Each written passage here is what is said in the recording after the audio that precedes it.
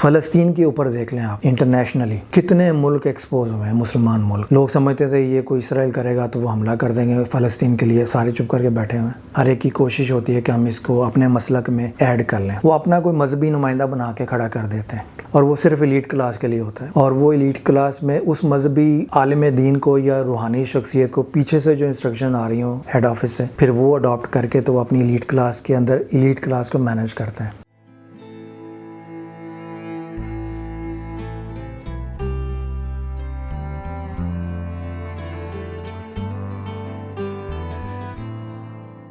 اچھا، ابھی ہم وہ آپ نے فرمایا ٹالرنس کے حوالے سے، سوسائٹی میں جو ٹالرنس کا ایشوز ہے اس میں بہت سارے ایسی چیزیں شامل ہو گئی ہیں جو علیحدہ علیحدہ آپ ڈسکس کر سکتے ہیں. اس میں ایک دین اور مذہب کا ایک کانسیپٹ ہے. اکثر لوگ ہمارے ہاں جو اسلام میں دین کا کانسیپٹ ہے وہ یہ ہے کہ وہ ٹوٹیلٹی آف لائف کو ہینڈل کرتا ہے. جب اسلام کے حوالے سے ہم مذہب کا لفظ استعمال کرتے ہیں تو اس میں وہ سیکشن ہے جس میں حقوق اللہ پہ بات ہوتی ہے، یعنی آپ کا خدا سے جو تعلق ہے، اس کی نوعیت، اس کی تفصیلات، اس کو مذہب کا سیکشن بولتے ہیں. تو اسلامی پوائنٹ آف ویو سے جب ہم بات کریں گے مذہب پہ تو اس سے مراد وہ ہو جائے گا. اور اسلام کو ایز اے ہول جب ڈسکس کریں گے تو وہ ہم کہتے ہیں دین اسلام. اچھا، محاورتاً ہم کہہ لیتے ہیں مذہب اسلام. محاورتاً جب مذہب کا لفظ استعمال کرتے ہیں تو اس میں بھی ٹوٹیلٹی آ جاتی ہے. یہ ٹیکنیکل میں نے آپ کو پہلے ڈفرینس بتا دیا. محاورتاً مذہب سے مراد دین ہی ہوتا ہے. اس طرح دیگر مذاہب ہیں، یہودیت ہے، عیسائیت ہے، بدھزم ہے، ہندوازم ہے، اس طرح کے، مگر ان میں اور اسلام میں جب ڈفرینس آ جائے گا تو پھر وہی فرق آ جائے گا کہ ان کی جو ٹوٹیلٹی ہے دوسرے مذاہب کی، وہ ہمارے ہاں ایک جز کی حیثیت ہے، اور ہمارے ہاں جو ایڈیشنل چیزیں دی گئی ہیں معاملات زندگی کو، جو اکنامکس کے حوالے سے بھی ہیں اور باقی معاملات میں بھی، تو وہ سارے مل کے دین. تو اسلام ایک میجر بگ پکچر آپ کو پریزنٹ کرتا ہے as compare to other religion. ہمارے ہاں مذہب بھی استعمال ہوتا ہے کاروباری مقاصد کے لیے، اور دین بھی استعمال ہوتا ہے. ہم دین کے معاملے میں جو کاروباری معاملات ہیں اس میں بھی چکر دیتے ہیں، ٹھیک ہے، اور مذہبی معاملات میں عقائد پہ بھی چکر دیتے ہیں. ہر ایک کی کوشش ہوتی ہے کہ ہم اس کو اپنے مسلک میں ایڈ کر لیں.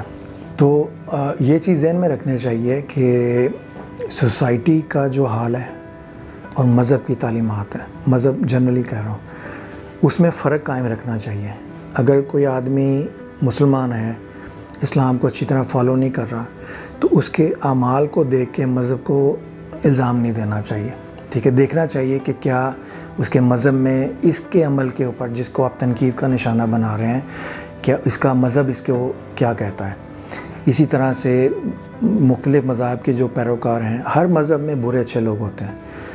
تو جہاں ہم مذہب یا دین کی بات کریں گے تو وہ بیسکلی ہے ہی خدائی اور شیطانی طاقتوں کے درمیان سارا معاملات ہیں اس کے.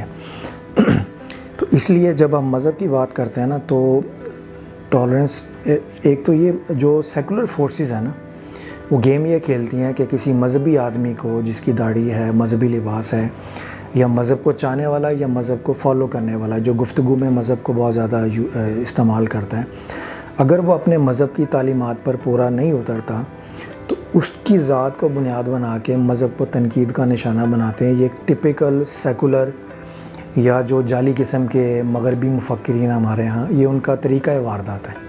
ٹھیک ہے، اور یہی ہم ان پہ بھی اپلائی کریں تو وہ بھی اپنے اس دعوے میں سچے نہیں ہوتے.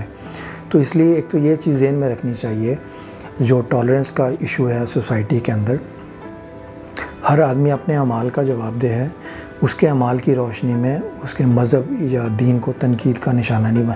ہاں، یہ ہوتا ہے کہ جب آپ کسی تھاٹ پروسیس کو فالو کر رہے ہوں اور اس پہ پورا بھی نہ اترتے ہوں، ٹھیک ہے، تو وہ تھاٹ پروسیس آپ کی فالوئنگ کی وجہ سے بدنام ضرور ہوتا ہے. تو بدنامی ہے، مگر اچھے فالوور بھی اویلیبل ہیں، موجود ہیں سوسائٹی میں. اب یہ دیکھنے والے کی آزمائش ہے کہ دیکھنے والا اچھے فالوور پر زیادہ فوکس کرتا ہے یا برے فالوور پہ زیادہ فوکس کرتا ہے. تو اس سے اس کی اپنی انٹرنل مینٹل انوائرمنٹ کا بھی پتہ چلتا ہے کہ اس کا دھیان زیادہ کدھر ہے. اگر اس کا دھیان نیگیٹو کی طرف زیادہ ہے تو اس کو اپنا علاج کرنا چاہیے، اس فالوور کو بھول جائیں. آپ اپنا علاج کریں، کیونکہ جب آپ اپنا علاج کریں گے تو آپ کو اپنے انٹرنل انوائرمنٹ کے اندر اچھائی کو مینٹین رکھنے کے لیے اچھی ایگزامپلز اور اچھے فالوور اور اچھے علماء کرام نظر آ جائیں گے. بیسکلی جو سیکولر فورسز ہوتی ہیں یا جو ملک میں مختلف لابیز ہوتی ہیں وہ سوسائٹی کو ڈیوائیڈ کر کے حکومتیں کرنا چاہتی ہیں یا اپنے مفادات کا تحفظ کرنا چاہتی ہیں. تو وہ کرتی کیا ہیں کہ پبلک کو مذہب اور اس کے فالوورز کے درمیان جو ڈفرینس ہے اس میں بیزی رکھتی ہیں. ٹھیک ہے. اور یہ بھی ہوتا ہے بعض کا سوسائٹی میں کہ کچھ لابیز اپنے مذہبی نمائندے کریٹ کرتی ہیں. اب مثال کے طور پہ مذہب کے مختلف طبقے ہوتے ہیں. عوام الناس ہے, متوسط ہے, پھر اپر کلاس ہے, پھر ایلیٹ کلاس ہے. تو ایلیٹ کلاس کے بچے کہاں جائیں مذہب کے لیے؟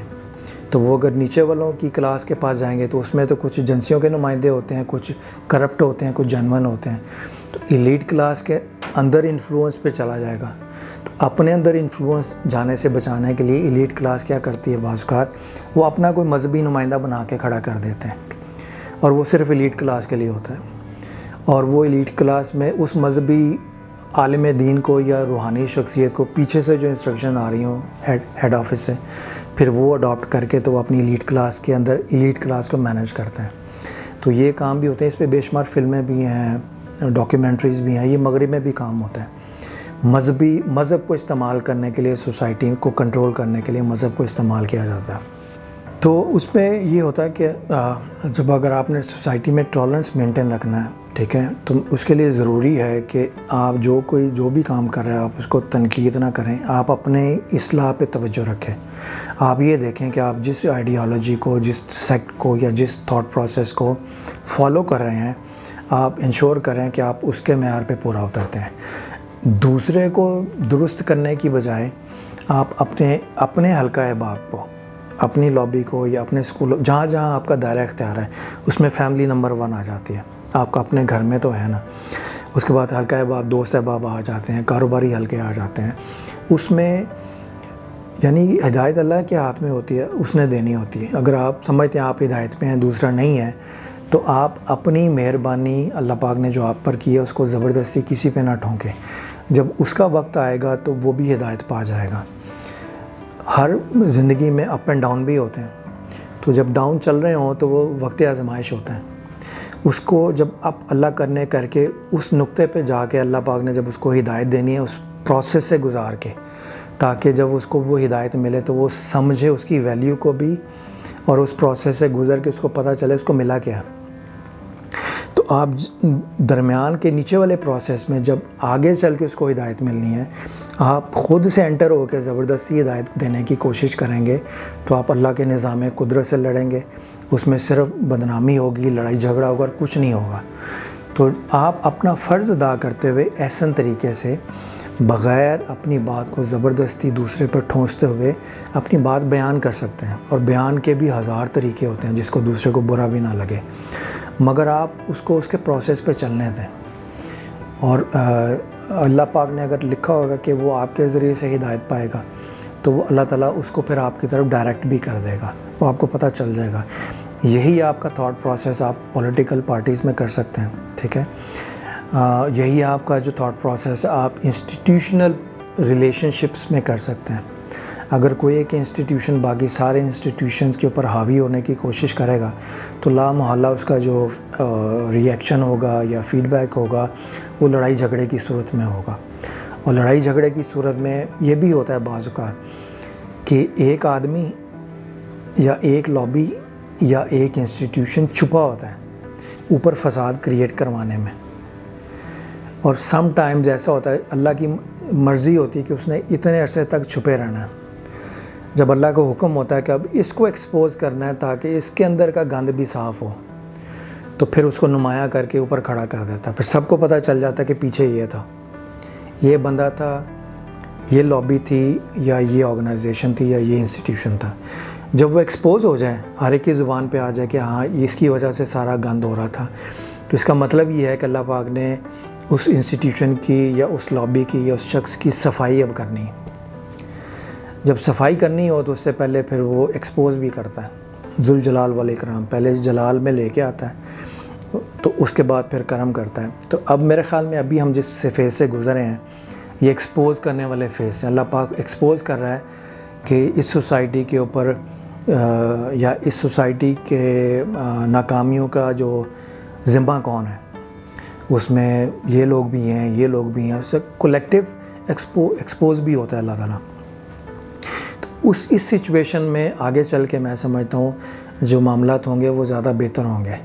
لوگوں کو پتہ ہوگا کس پہ کس حد تک اعتبار کرنا ہے، اور لوگوں کو پتہ ہوگا کس انسٹیٹیوشن کی کانسٹیٹیوشنل اور ریلیجس باؤنڈری کیا ہے.